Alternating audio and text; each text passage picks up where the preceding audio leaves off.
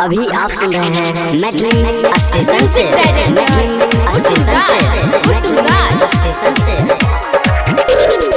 हे मैया तोरा पया हसा करलिया तब से हे मैया विश्वास करलिया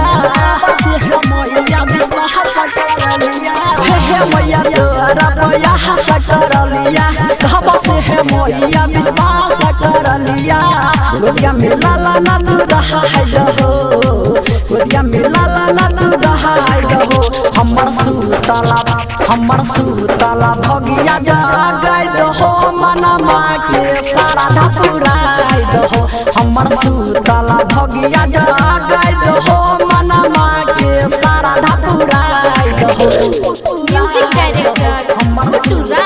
भगिया पीएसपी मनोरंजन फिल्म्स बिथार बाजार समस्तीपुर। एगो बेटा बिना है मैया गोद लागे सोना नाना तो गोतन वाला हना हमारा दई छै दुगुना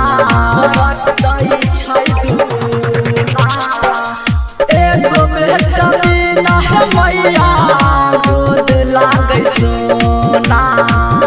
नाना तो गोतन वाला हना हमारा दई छै दुगुना दई छै दुगुना काना नहीं तर पहावा सारा धपुरावा दिलबा के लाला सा पूरा हाय दहो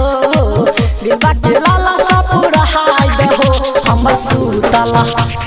सुतला भगिया जागाय दहो मनमा के सारा धपुरा हाय दहो हमर सुतला भगिया जागाय दहो मनमा के सारा धपुरा हाय दहो म्यूजिक डायरेक्टर अभी आप सुन रहे हैं मैडलिन स्टेशन से सुबह से हम झाड़ू लगैबा तोहार दुआरिया गायक मिथल सबन छिका तोहार पुजरिया सुबह से हम झाड़ू लगैबा तोहार दुआरिया गायक मिथल सबन छिका